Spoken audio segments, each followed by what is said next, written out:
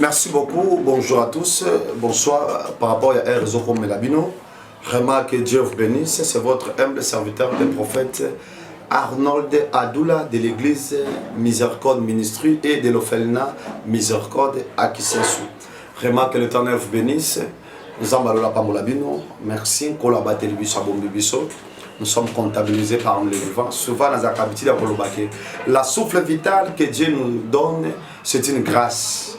Donc par la définition, la grâce c'est une faveur imméritée. Donc personne ne peut me convaincre pour me dire que l'homme de Dieu, je suis arrivé dans cette terre parce que je parle bon français, parce que je suis marié. Non, si nous avons arrivé dans cette terre, c'est une grâce. C'est une grâce. C'est une faveur imméritée. La monde batebe bakoufi, bilombe bakoufi, et surtout pandémie oyo ya Covid-19, tout le monde bat lolenge, ba grand prêtre, ba leader, bakoufi mais yondanga tout ça na bon moy. C'est que le col ensemble na bon moy, il a quelque chose de faire pour nous. Vraiment que Dieu vous bénisse, que Dieu vous bénisse. Merci, merci beaucoup. Toi na émission na biso témoignage ou l'expérience de la vie, comment l'orphelinat la miséricorde est créé. Jusqu'à aujourd'hui, quelle est la difficulté que nous avons rencontrée, difficultés zanini, dangers zanini, vraiment c'est pour ça que nous t'expliquer en gros, tu vas comprendre parce qu'il y a beaucoup de gens, quand ils voient une orphelinat, ils trouvent ça comme quelque chose de facile.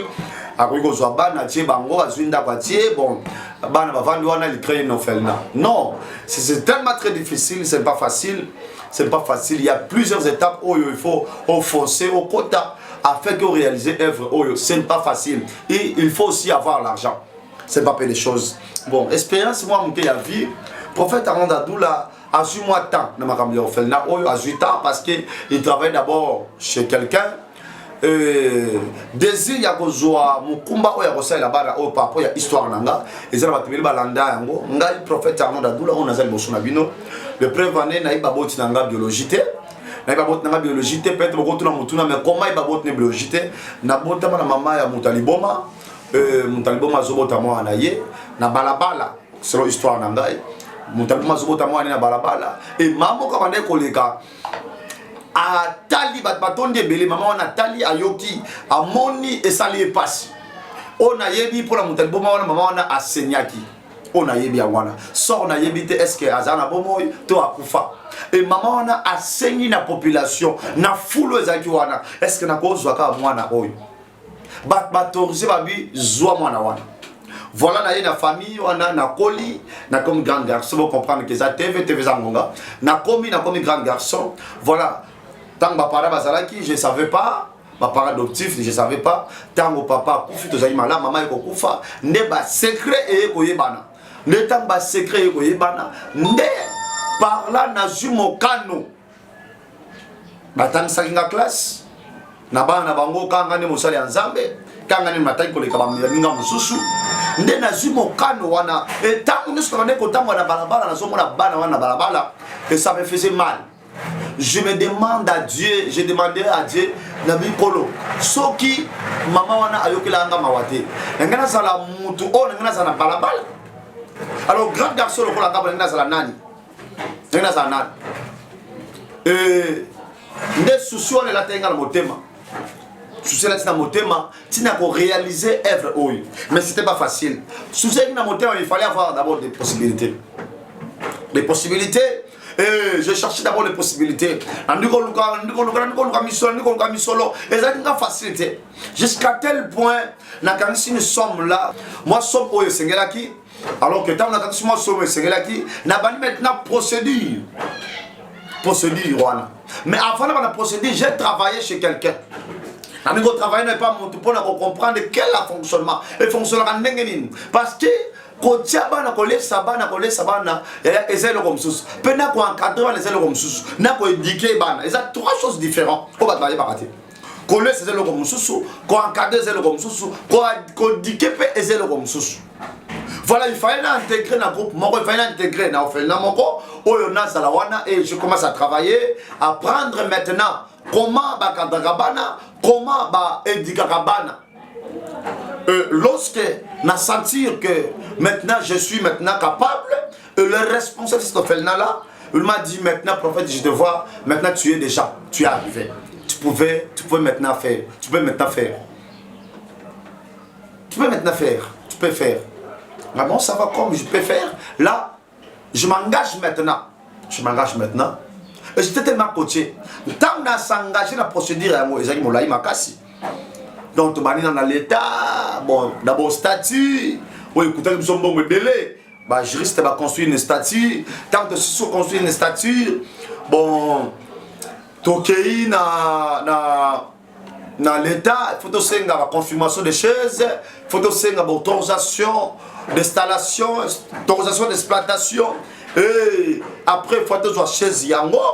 Voilà, c'est coûtant, pas de blagues, mon frère, ma soeur, je vous dis, pas de blagues, c'est coûtant. On a dépassé l'argent, oh, il y a qu'au foot, alors que tu es dans une chaise, Yango, c'est coûtant, oui, mais on peut s'y garantir. Garantie à Ndako, bataille milliers. Toké maintenant na commune ba pebiso ba autorisation toké na affaires sociales ba sali PV de constant hein PV de constant ba kiti ba policier ba kiti ba affaires sociales ba kiti ba tel bisika ngo est-ce que et sengeli penza pour encadrer bana oui tant ba que c'est bon alors que tozongi kuna toké na affaires sociales na direction urbaine to sombi mokanga ba benga certificat de direction urbaine to longo wa nécessité to sombi certificat d'affaires sociales, to longo wana to sombi autorisation d'affaires sociales, voilà plusieurs documents, to même na ADECO. Voilà. ADECO, to na service wana, to longo na service ADECO, to na service ya justice. Ministère à justice, au to qui F nonande nabiso. F non les a accusés de réception, il y a personnalité juridique.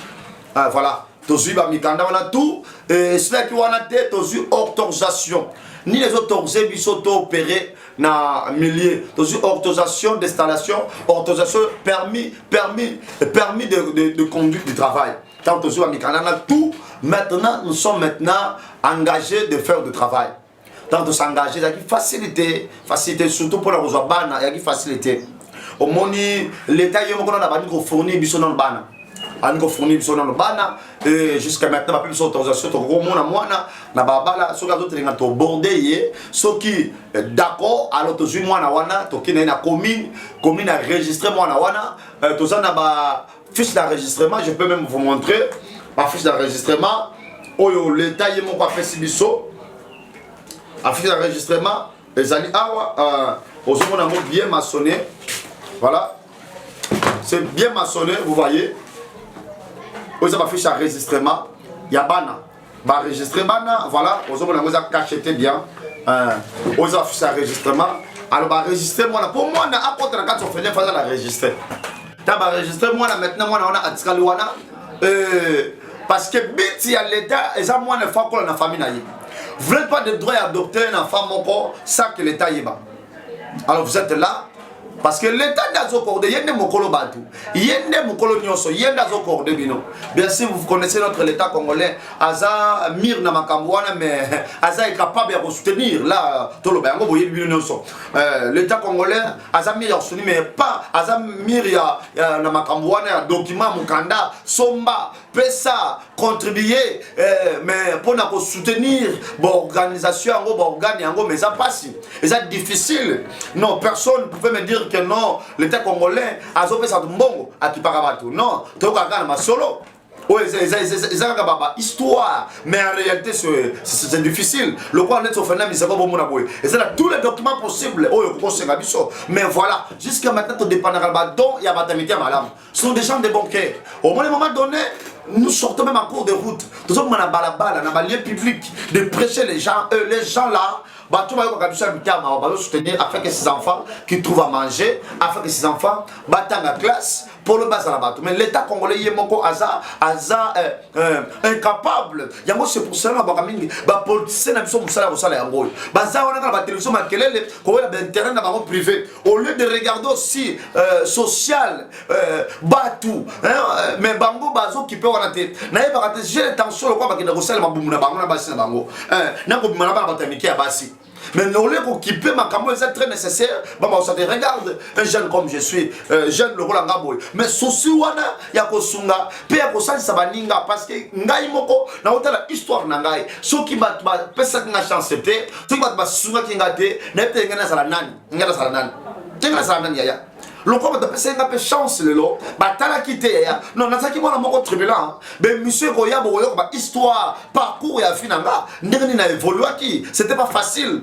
C'était pas facile. Voilà, maman on a à supporter kingai. Famille on a à supporter kingai. Jusqu'aujourd'hui on a le rôle. C'était pas facile. Beaucoup en détail. Au monde na lobi la date de sens nangai na mbangu parce que TV zangonga. Mais ben monsieur Goya beaucoup en détail, peu beaucoup parcours ya finangai cause la bandane na uti na classe bandana za ina famille wana classe nangai parcours nanga tilo na ko mosala ensemble beaucoup comprendre que c'est facilité insupportable mais maman on a supporté parce qu'il y a une chance aujourd'hui na ça monter dans édifier peuple de Dieu aujourd'hui voilà le travail que je suis en train de faire et ça travail mon quoi encourager voilà ceux qui va cadrer ngate ceux qui va une chance na tengana ça nan.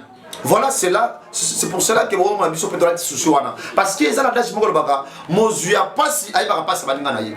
Maman, ma soeur, mon frère que tu me suis. Dans la vie, si on reconnaître pas sa baninga te ça passe.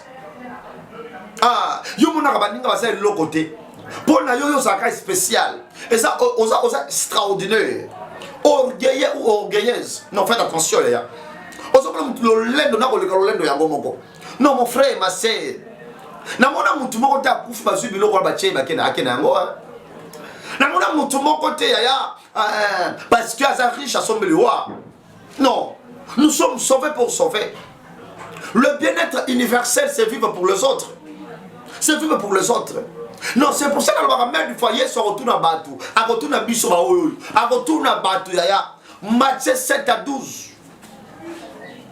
Habite tout ce que tu veux que les hommes fassent pour toi, faites ça pour eux. Nous sommes dans ce rapport, nous sommes pour la baninga. Nakitina Matthieu 25.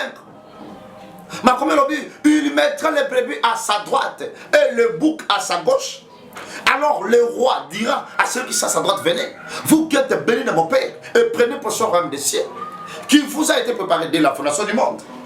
Car j'ai fait, regarde, écoutez là, moi j'ai passé là, on peut dire, hein, parce que vous priez beaucoup, parce que vous gênez. Mais écoutez la Bible, c'est ce que la Bible dit. Car j'ai eu faim, vous avez donné à manger. J'ai eu soif, vous avez donné à boire. J'étais étranger, vous m'avez accueilli. J'étais nu, vous m'avez vêtu. J'étais à l'hôpital, vous avez venu vers moi. Retirez-vous de moi. Allez dans l'enfer. Non, ces gens-là, parce que je vais battre. Tout est affaire d'Enin. Mon coloni yosaki nanzala. Peu mon coloni yosaki akolia. Ya mon alba mettre du forbandi obozo la nangai. Ya ponza ma visiter yo a roya le ministre té. Ponza ma visiter yo a rola tan zoto ya président de la République té. So nous avons linga vito minga zo ka zoto moza c'est-à-dire azo artisan investissement moza faible na miso abatu. Ya mon a pas bon musala ensemble ya monene William Ayo Branham. Alors Dieu se cache, s'élève dans la simplicité. Les gens ont bon même la ça pété. Il y a un enfant de Dieu, il faut avoir le discernement. Voilà, j'ai commencé cela. C'était tellement difficile. Vous connaissez l'état congolais.